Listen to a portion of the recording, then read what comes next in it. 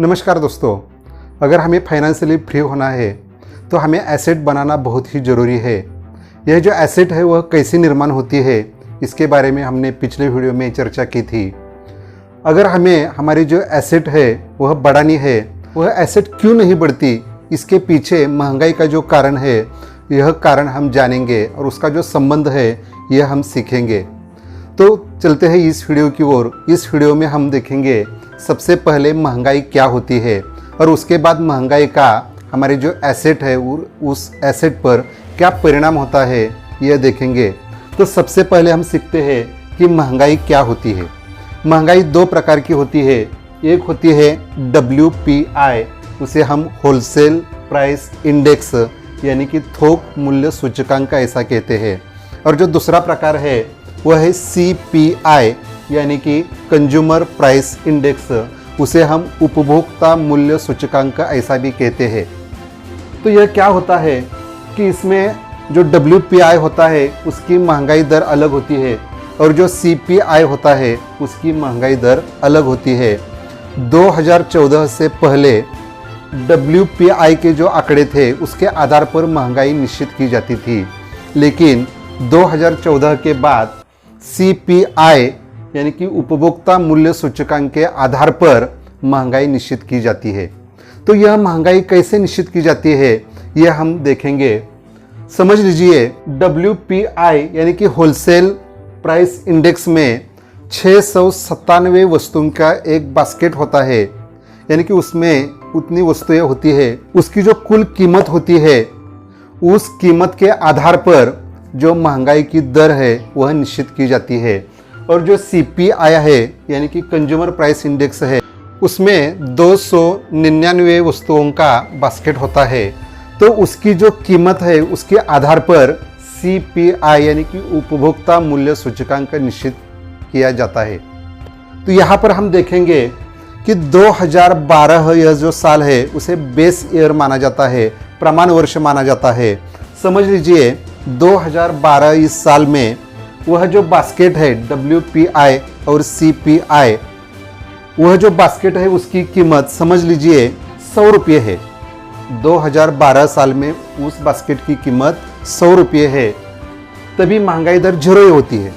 लेकिन 2013 को अगर उसी बास्केट में जो वस्तुएं हैं उसकी कीमत 103 रुपये 50 पैसे हो जाए, तो यानी कि 3 रुपये 50 पैसों की बढ़ोतरी हो गई, यानी कि जो महंगाई की दर है वह 3.5% हो जाएगी। यानी कि जो महंगाई दर है वह 3.5% रह जाएगी।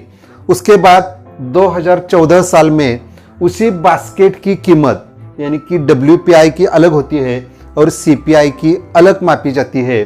तो उसी बास्केट की कीमत अगर 108 रुपये हो गई, यानी कि उसमें पिछले साल के मुकाबले 4.5 रुपयों की बढ़ोतरी हो गई, यानी कि जो महंगाई की दर है 2014 में वह महंगाई दर 4.5% है।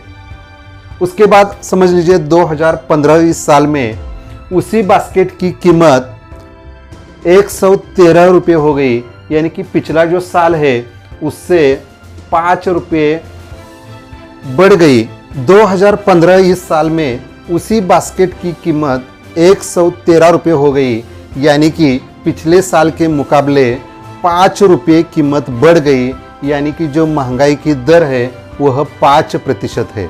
तो इसी प्रकार से जो महंगाई दर है वह निश्चित होती है। वह WPI उसकी महंगाई दर उसे थोक मूल्य सूचकांक ऐसा कहते हैं, और जो दूसरा है वह CPI यानी कि उपभोक्ता मूल्य सूचकांक ऐसा कहते हैं। तो दोनों अलग अलग प्रकार से मापी जाती है, और जो CPI है इसके आधार पर हमारी जो महंगाई दर है वह निश्चित की जाती है।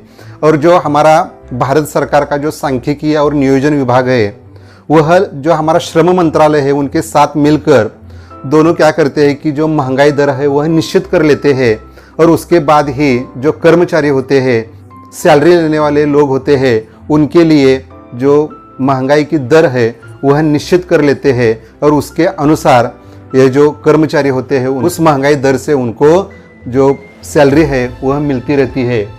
तो यह जो महंगाई दर है वह हर साल में निश्चित किया जाता है और वह महंगाई दर अब कितना है यह हमें यह जो वेबसाइट है इस वेबसाइट पर हमें देखने को मिलता है।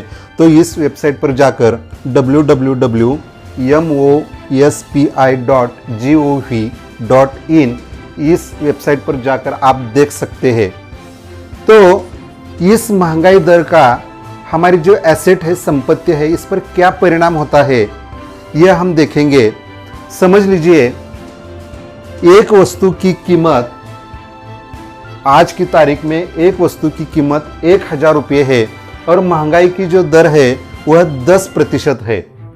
तो उस वस्तु की कीमत जो 1000 रुपये है वह 2000 रुपये कीमत कितने साल में हो जाएंगे, इसलिए हम 70 का नियम देखेंगे। तो यह नियम क्या कहता है कि 1000 रुपये जो वस्तु की कीमत है उसकी कीमत 2000 रुपये कब हो जाएगी। तो 70 को हमें क्या करना है, जो महंगाई दर है उससे भाग लेना है। भाग देने के बाद जो उत्तर आता है वह है 7, यानी कि 7 साल में हमारी जो उस वस्तु की कीमत है यह 1000 रुपये की 2000 रुपये हो जाएगी और यह जो वस्तु की कीमत है 7 साल में 2000 रुपये हो गई, यानी कि 2 गुनी हो गई। तो इसे हम 70 का नियम कहते हैं।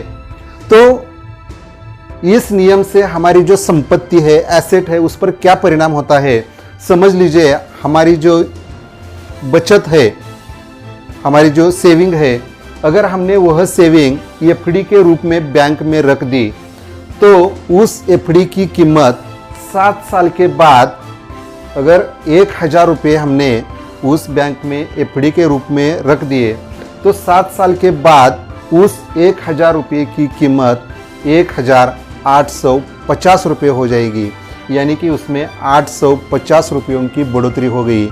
लेकिन 10% महंगाई के कारण 1000 रुपये वस्तु की कीमत 7 साल में ही 2000 हो गई।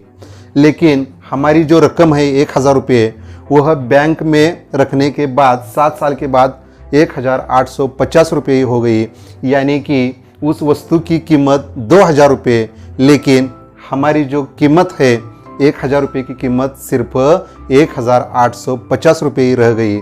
यानी कि हमारी जो संपत्ति है उसमें बढ़ोतरी की बजाय 150 रुपयों का हमारा नुकसान ही हो गया। यानी कि हमारी जो एसेट है, संपत्ति है, वह बढ़ने के बजाय कम ही हो गई, यानी कि हमारा नुकसान हो गया। तो इसलिए अगर हमारी जो एसेट है, संपत्ति है, यह बढ़ाना चाहते हैं, उसमें बढ़ोतरी चाहते हैं, तो हमें क्या करना चाहिए, यह जो महंगाई की दर है उससे भी ज़्यादा रिटर्न्स हमें मिलने चाहिए। अगर हमने महंगाई से कम रिटर्न्स प्राप्त किए तो हमारा नुकसान ही हो जाएगा।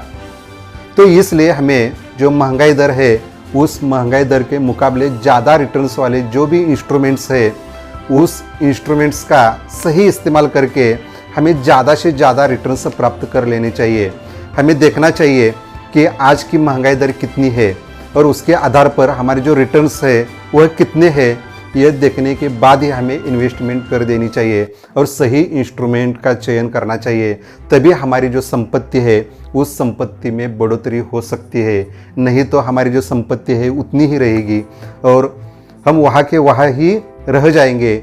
इसलिए एसेट बनाते वक्त जो महंगाई दर है उसका भी हमें विचार करना चाहिए। अगर आपने अभी तक इस चैनल को सब्सक्राइब नहीं किया है तो सब्सक्राइब कर दीजिए और अगर यह वीडियो आपको अच्छा लगा तो इस वीडियो को लाइक कर दीजिए और शेयर कर दीजिए। धन्यवाद।